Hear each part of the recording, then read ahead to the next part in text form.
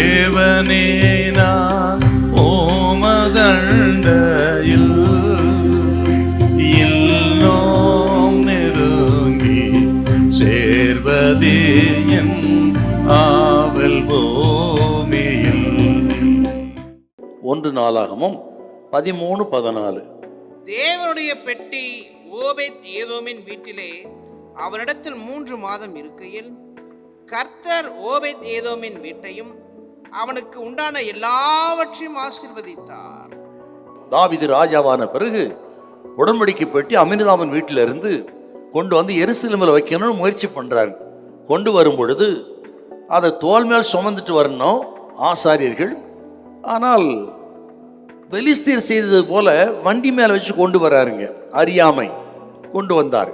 மாடுகள் மெருளும் பொழுது உடன்படிக்கை பெட்டி கீழே சரிகிற நிலைமையில ஊசா தொட்டான், செத்தான். ஒரு நல்ல ஊர்வலம் துக்கமான ஊர்வலமாய் முடிந்து விட்டது. பயந்து போன தாவீது உடன்படிக்கை பெட்டியை கொண்டு போய் இந்த ஓபேத் ஏதோமி வீட்டிலே வைத்தார். அப்படி 3 மாசம் இருக்கும் பொழுது இவன் வீட்டை தேவன் அவ்வளவாய் ஆசீர்வதித்தார். இப்போ ஓபேத் ஏதோமின் வீட்டின் ஆசீர்வாதத்துக்கு காரணம் உடன்படிக்கை பெட்டி அவன் வீட்டிலே இருந்தது.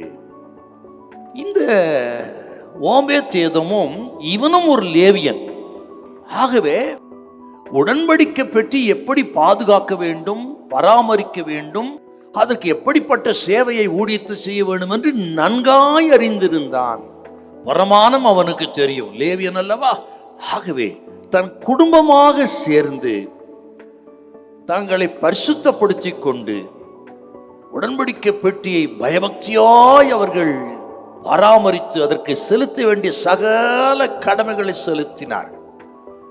ஆகவே தான் ஆண்டவர் இவனையும் இவனுக்கு உண்டான எல்லாவற்றையும் சுற்றிலும் ஆசீர்வதித்து இவனை உயர்த்தி மேன்மைப்படுத்தினார். உடன்படிக்கை பெட்டி என்று சொன்னால் இயேசு கிறிஸ்துவை குறிக்கிறது, இயேசுவின் பிரசன்னத்தை குறிக்கிறது. இது கேட்கிற கர்த்தர் பிள்ளைகளே, உங்க வீட்டிலே ஆண்டவர் இயேசு இருக்க வேண்டும், அவரது பிரசன்னம் இருக்கணுங்க, தேவ சமூகம் இருக்கணும். தேவ சமூகத்தை கெடுக்கக்கூடிய காரியங்கள் எதுவும் இருக்கக்கூடாது. இன்றைக்கு தேவ சமூகத்தை கெடுக்கக்கூடிய காரியங்கள் அநேகம் உண்டு.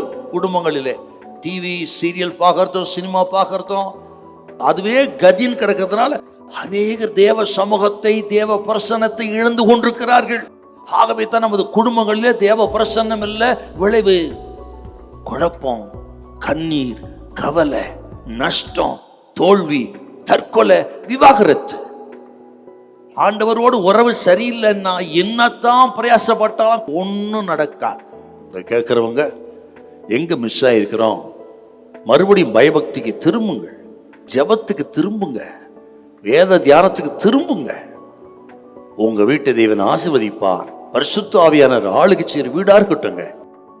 இழந்த சகல ஆசீர்வாதங்களை கர்த்தர் உங்களுக்கு தருவார். ஹல்லேலூயா, ஹல்லேலூயா.